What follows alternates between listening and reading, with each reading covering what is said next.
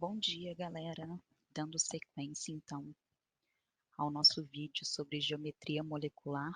Hoje a gente vai falar um pouquinho sobre a polaridade dessas moléculas. E a polaridade, ela está intimamente ligada à eletronegatividade, que vocês já estudaram há um tempinho atrás, quando estudaram tabela periódica, as propriedades que a tabela mostra para a gente. A eletronegatividade talvez seja uma das mais importantes dessas propriedades, porque ela determina muita coisa em como a molécula vai funcionar. Então, a eletronegatividade ela cresce nesse sentido, né, como se ela estivesse apontando diretamente para o flúor, que é o elemento mais eletronegativo de todos. Então, numa família, ela cresce de baixo para cima e num período ela cresce da esquerda para a direita. E aí a gente tem ela nesse sentido apontando diretamente para o flúor. Então, se a gente se baseia nele, a gente consegue lembrar das setas. Mesmo, né, que a gente não precise ou não tenha uma tabela, tem uma fila de eletronegatividade que a gente usa até mais do que essas setas na tabela, né? É uma fila que coloca em ordem os principais elementos mais eletronegativos, começando, obviamente, pelo flúor. E aí tem aquele macetezinho que vocês já devem ter escutado 500 vezes na vida de vocês, que é o fui ontem no clube, briguei e saí correndo para o hospital. Sendo que o flúor é o mais eletronegativo e o hidrogênio é o menos eletronegativo. Agora que a gente já sabe ver quais elementos são eletronegativos ou comparar um com o outro, o que vem a ser eletronegatividade? A eletronegatividade é a capacidade que o átomo tem de puxar para si, de atrair para si os elétrons numa ligação covalente. Então, por exemplo, o Cl2 é uma molécula apolar. Por quê? Se eu verifico aonde está o par de elétrons da ligação covalente entre esses dois átomos de cloro, ele está exatamente no meio entre os dois. Nenhum dos dois consegue puxar para si com mais força ou com mais intensidade esse par de elétrons. Então, a molécula fica apolar, porque o par de elétrons fica dividido exatamente da mesma forma para os dois. Porém, quanto maior for a diferença de eletronegatividade, maior vai ser a polaridade daquela molécula. Então, aqui, como eu tinha átomos iguais, com eletronegatividades iguais, nenhum deles conseguia puxar mais para perto de si. É como se eu estivesse fazendo um cabo de guerra comigo mesmo, né? A corda não ia sair do lugar, assim como o elétron também não sai. Porém, se a gente pega dois elementos diferentes que possuem eletronegatividades diferentes, um dos dois vai conseguir ganhar esse cabo de guerra por ser mais eletronegativo e vai conseguir trazer o par de elétrons para mais próximo de si. É o que acontece no ácido clorídrico, que a gente tem o hidrogênio numa ligação covalente compartilhando um par de elétrons com o cloro. Se a gente olhar aqui na nossa filinha de eletronegatividade, o cloro é muito mais eletronegativo do que o hidrogênio, que está no fim da fila. Então, o cloro tem uma maior capacidade de puxar o par de elétrons para próximo de si. Então, na hora que eu verifico a posição desse par de elétrons, ela não está no meio certinho, igual está entre os átomos de cloro. A gente tem o par de elétrons muito mais próximos do cloro do que do hidrogênio. O cloro, por ser mais forte, mais eletronegativo, ele puxa toda a densidade eletrônica para perto de si. É como se fosse essa última foto aqui, né?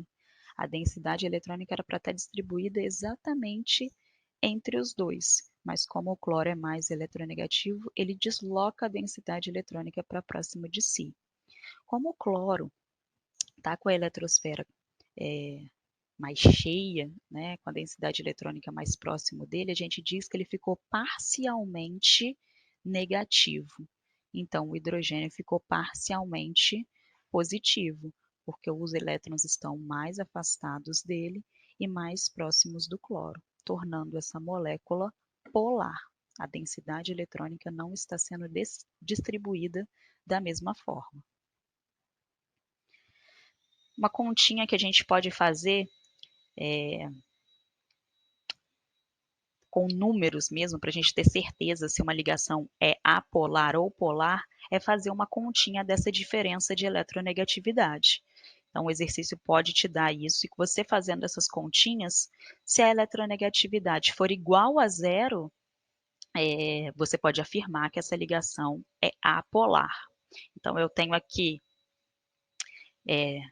o cloro com eletronegatividade 3, então 3 menos 3 vai dar 0, né? Agora, se essa eletronegatividade, a diferença de eletronegatividade for diferente de zero, aí as ligações serão polares. Então, aqui entre o hidrogênio e o cloro, existe uma diferença de 0,9. Isso faz com que ela seja polar. E aí a gente vai ter que tomar muito cuidado na hora de fazer esse cálculo, porque se esse valor ultrapassar 1,7, significa que a ligação não é mais covalente. Esse valor de diferença de eletronegatividade é tão alto que a ligação é iônica, onde realmente existem polos positivos e negativos. Aqui a gente tem um polo parcialmente positivo e parcialmente negativo. Na ligação iônica, não. A gente tem o cátion positivo e o ânion negativo. Polos existem de forma efetiva, e tudo isso se deve à grande diferença de eletronegatividade entre esses elementos. Aqui no NaCl, o sódio é extremamente eletropositivo e o cloro é extremamente eletronegativo. Então, o que isso quer dizer? Ao mesmo tempo que o cloro puxa o elétron para si, o sódio empurra mais ainda o par de elétrons para o cloro. Então, essa é a ligação iônica. A diferença de eletronegatividade aqui dá 2,1. Entre o potássio e o flúor, pelo flúor ser mais eletronegativo ainda que o cloro, essa diferença aumenta para 3,2. Então, ela é mais efetiva ainda, né? Essa diferença de eletronegatividade é maior, então a polaridade dessa molécula vai ser maior.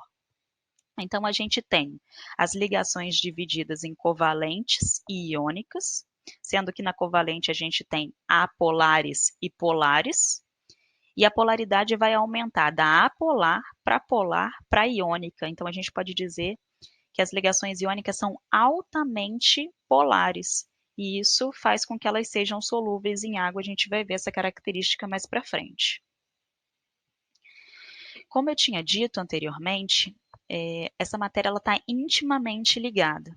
Então, aqui, para você conseguir entender a polaridade, você tem que saber a geometria. Então, vamos repassar todas as geometrias e ver como a gente faz a identificação na polaridade. Vamos lá.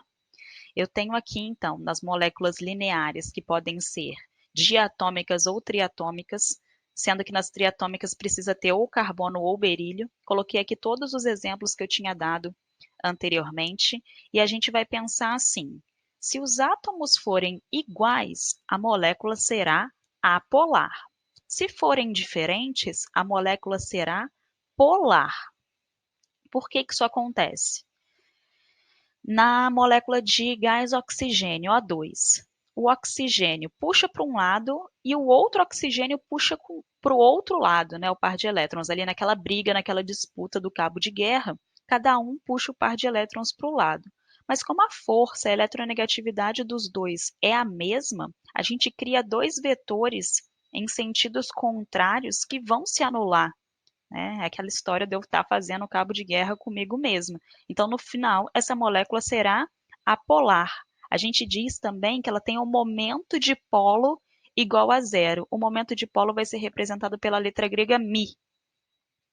O HCl, a gente já viu que ele é polar por causa da diferença de eletronegatividade que existe entre o hidrogênio e o cloro, que é muito mais eletronegativo que o hidrogênio.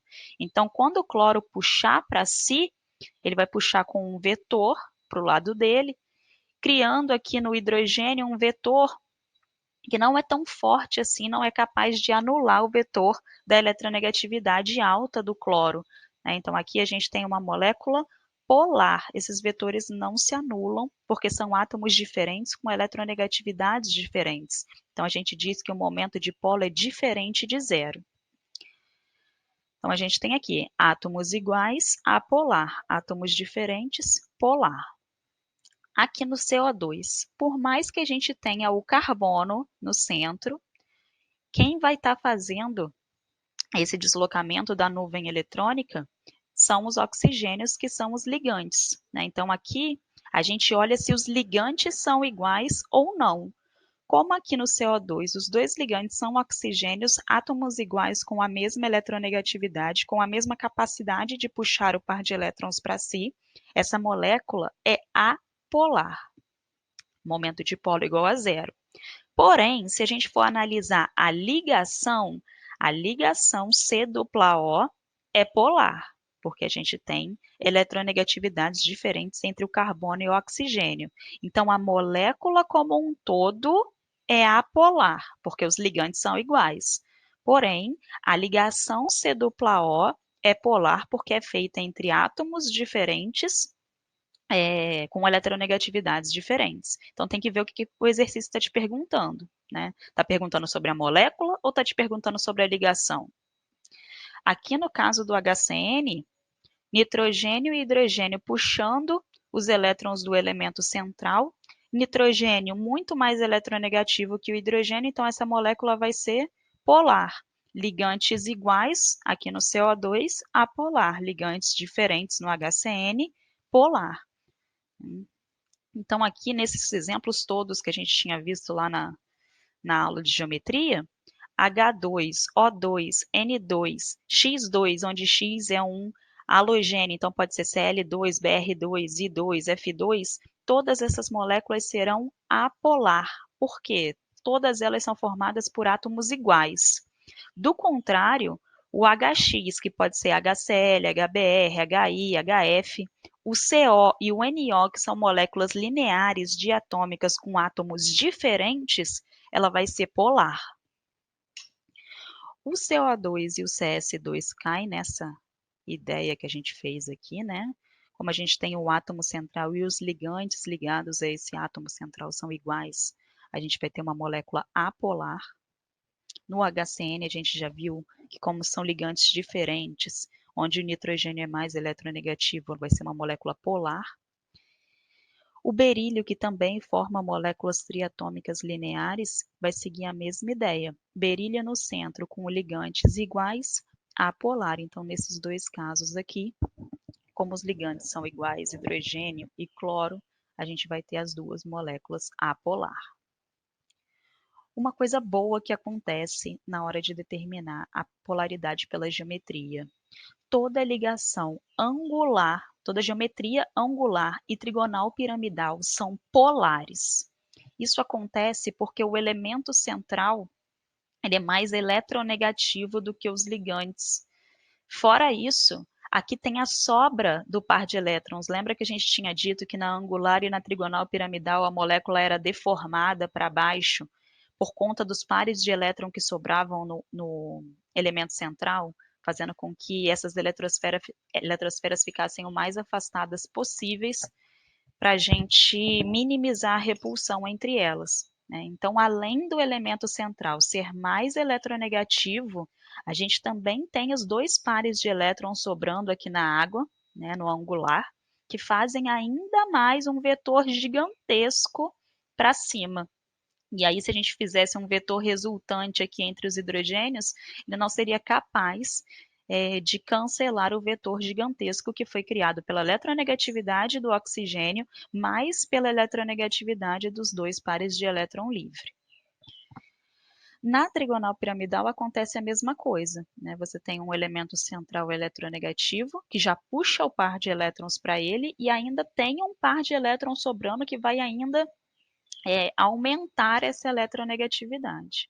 Então, eu tenho aqui qualquer molécula angular, qualquer molécula trigonal, por terem par de elétrons sobrando, eu já posso afirmar que elas são polares, né? Aqui nessa ilustraçãozinha mostra direitinho na água o oxigênio fazendo força para puxar os elétrons dos átomos dos hidrogênios.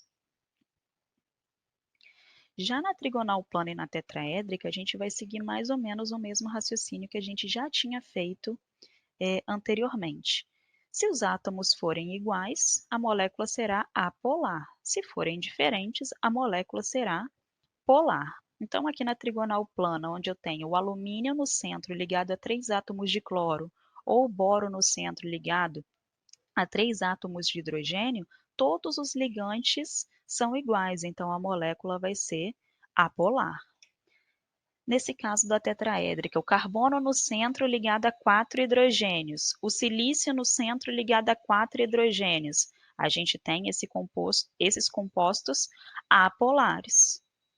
Tinha dado esses dois exemplos também lá na aula de geometria, e aqui a gente tem o enxofre fazendo uma dupla ligação com o oxigênio e duas dativas com o oxigênio.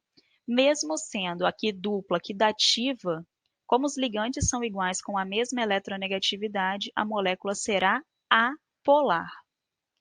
No caso do formaldeído, do metanal, a gente tem o oxigênio fazendo dupla com carbono e os outros dois ligantes são hidrogênio. Então, se a gente tem ligantes diferentes, essa molécula é polar. No caso do clorofórmio tetraédrico, a gente tem o hidrogênio e 3 átomos de cloro, tem ligantes diferentes, então essa molécula é polar. Uma característica, uma propriedade dos compostos muito importante, que é a solubilidade ou a miscibilidade desses compostos, é derivada intimamente da polaridade. Né? Vocês já devem ter escutado que semelhante dissolve semelhante. O que isso significa? Polar dissolve polar, apolar dissolve apolar. Né? Então, a gente tem a água e o óleo que não se misturam. Né? Exemplo clássico, eles são immiscíveis entre si. E por que isso acontece? A água é polar, o óleo é apolar. Então, a gente diz que os dois não conseguem se misturar por conta disso. Aqui tem um outro exemplo de uma mistura heterogênea de água e gasolina. Elas não se misturam porque a água é polar e a gasolina é apolar, mas se eu misturar gasolina com óleo, os dois vão se misturar, porque ambos são apolares. Então, sempre lembrar disso, semelhante dissolve semelhante. Uma coisa muito importante aqui, gente, a gasolina, ela é apolar porque ela é um hidrocarboneto. Então, lembrem também das aulas de química orgânica, onde os hidrocarbonetos são apolares. Quanto maior a cadeia carbônica, mais apolar aquela substância fica na hora de fazer e tomar essa decisão. Outra coisa muito importante, gente, quando a gente é pequeno, ensinam pra gente que as coisas não se misturam, que água e óleo não se misturam porque eles têm densidades diferentes. Isso está errado, tá? Eles não se misturam porque eles possuem polaridades diferentes. Água polar, óleo apolar. É por isso que eles não se misturam. A densidade vai interferir em quê? Os dois não se misturam. Quem vai ficar em cima, quem vai ficar embaixo? Né? Qual vai ser a posição desses líquidos que não se misturam? E aí a gente sabe que o óleo sempre fica em cima porque é menos denso do que a água. Né? Então a gente tem que fazer essa diferenciação. Se mistura ou não é responsabilidade da polaridade. A partir do momento que não se misturou, a posição que eles vão assumir dentro de um recipiente, aí sim é responsabilidade da densidade. Ok? E aí, como o óleo tem densidade 0,8 e a água tem densidade 1, a água vai ficar embaixo e o óleo vai ficar em cima. Aquilo que é mais denso afunda e aquilo que é menos denso flutua. Ok? Tem muita questão disso daqui e é só lembrar da regrinha, né? Que vocês já devem ter ouvido 500 vezes, semelhante dissolve semelhante. E aqui semelhante tem a ver com a polaridade. Ok? Beijinho e até a próxima.